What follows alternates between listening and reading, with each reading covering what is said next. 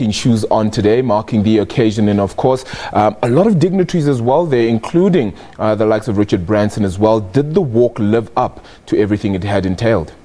I certainly think, with what we saw yesterday already with the planting of 100 trees to honour Madiba's legacy, and then today this walk where you had the elders, of course, which were founded in 2007, handpicked by Madiba himself, where they basically made a recommitment to continuing with Madiba's long walk to freedom. But I think a lot of the sentiment that was shared, Arabile, from many of the elders and former African presidents who were in attendance, including Ellen Johnson Sirleaf, the former president of Liberia, as well as some of the others in attendance, indicating that while significant gains have been made in South Africa and in parts of the world, there seems to be what would be an overnight erosion of some of the deeds that Madiba stood for. One of the things that came up was protectionism, insulation, issues that we see happening in other parts of the world. And we had the former Liberian president, Ellen Johnson Sirleaf, when I spoke to her, saying she hopes that that is something that does not come towards the African continent. She says she's very proud of the past 10 years in aspects where you've seen a successful, peaceful transfer of power from one leader to the other, a number of examples on the African continent.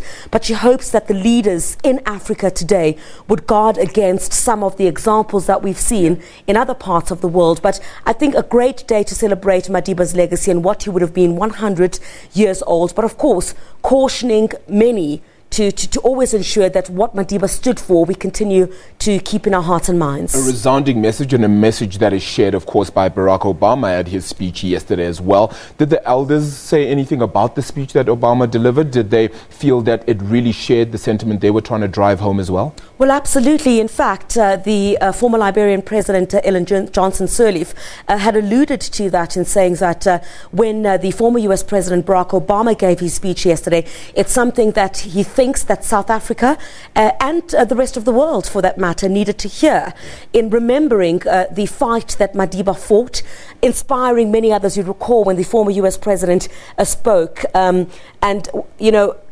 when you had to inspire people from all walks of life, 27 years in jail from a very small cell, when you inspire over the borders, along the shores in the United States of America, one should always remember what that fight was about, and that Africa and its leaders and its people always need to remember that the deeds that Madiba fought for should always be espoused in everything that we do. 100 years gone, now on to the next 100.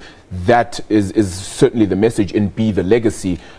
Has it come around clear enough? Has it been something that has been delivered to the public resoundingly enough that people will follow it and not just fall back into old habits? Look, I certainly think so, because with the work that the elders have been doing since 2007, you did indicate in your intro that they'll be heading to Zimbabwe tomorrow. Of course, that country heads to a very important election in a couple of weeks' time.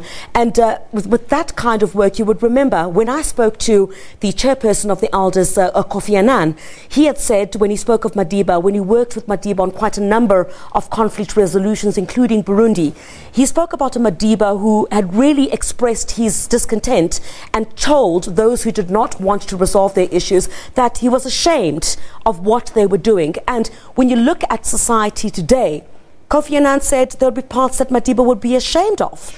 And he would hope that as they also go to Zimbabwe, that they would call for peaceful elections and ensure, in particular in light of what we saw in the run-up to campaigning, when campaigning was taking place, what we saw happen just a few steps away from the current president, Emmerson Mnangagwa, with the explosion. They would want to see, not just in South Africa, but on the rest of the continent and in the rest of the world, the deeds that and the values that Madiba stood for to resonate even 100 years or even much more into the near future. Certain parts, of course, shortcomings in and not just in South Africa, but certainly across the continent and the world. Chriselda Lewis, thank you so much for your time unpacking just how that elders walk was earlier today.